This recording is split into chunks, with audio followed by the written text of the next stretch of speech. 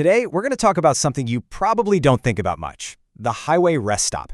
But I promise you, by the end of this, you'll see that in Japan, they've taken this humble pit stop and turned into something, well, something else entirely. I mean, seriously, take a second. When I say highway rest stop, what's the image that pops into your head? Because for most of us, especially if you're in the US or Europe, it's probably something pretty basic, right?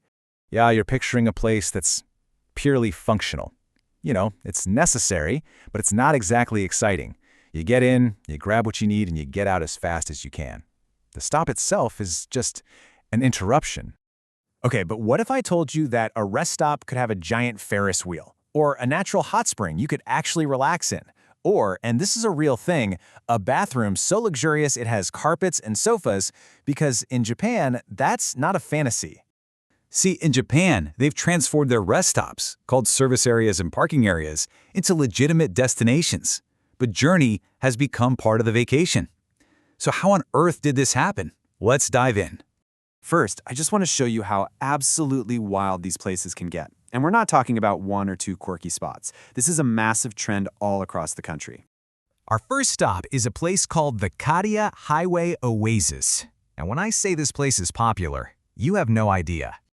Get this, the Kariya Highway Oasis is consistently ranked as the third most visited theme park in all of Japan. The only two places that beat it are Tokyo Disneyland and Universal Studios Japan. A rest stop? It's competing with the biggest names in the theme park world. That's just insane.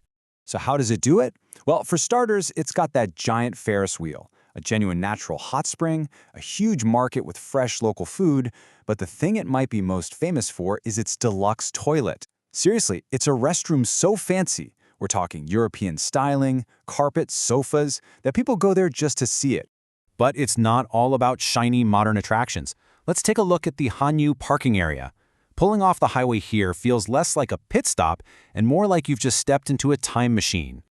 Instead of a regular building, you find yourself walking through a perfect recreation of a town from the Edo-period, all based on a really famous Japanese historical novel. The level of detail here is just staggering. The immersion is unreal. The architecture is totally period accurate. They've even carved fake sword slashes into the wooden pillars for authenticity. The lighting and soundscape change from day to night, and you can go into the restaurants and order food that's actually mentioned in the book. It's a complete escape.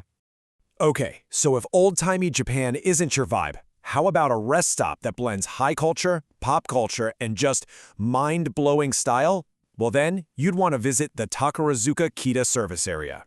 This entire place is designed to look like a town in Southern Europe, and inside it's this amazing mix. You can buy exclusive merchandise for the world-famous all-female Takarazuka Revue Theater Group, and right near that is a shop for Osamu Tezuka, you know, the guy who created Astro Boy. And yes, you guessed it, the restrooms are also famously beautiful and luxurious. All right, so these places are incredible. But the big question is, why? How did an entire country's highway system decide to turn its rest stops into theme parks? Well, it really all boils down to one single massive change that happened not too long ago. So before 2005, the highways were all run by the government, and the focus was just on function: gas, food, bathrooms. Simple. But in 2005, the whole system was privatized. All of a sudden, you had new private companies competing with each other, and they needed a way to get drivers to pull over at their rest stop instead of the one 30 miles down the road. The answer? Make the rest stop an unforgettable experience. One of the most genius ideas that came out of this was something called the Highway Oasis concept. The thinking was, why only serve the people driving on the highway?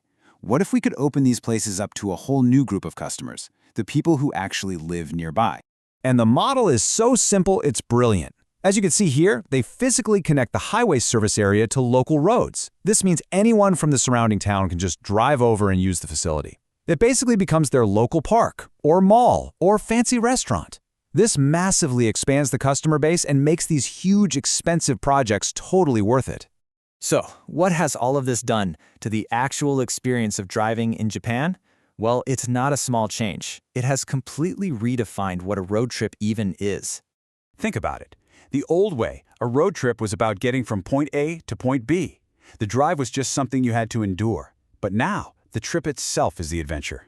People will actually plan their driving routes based on which cool service areas they want to visit along the way.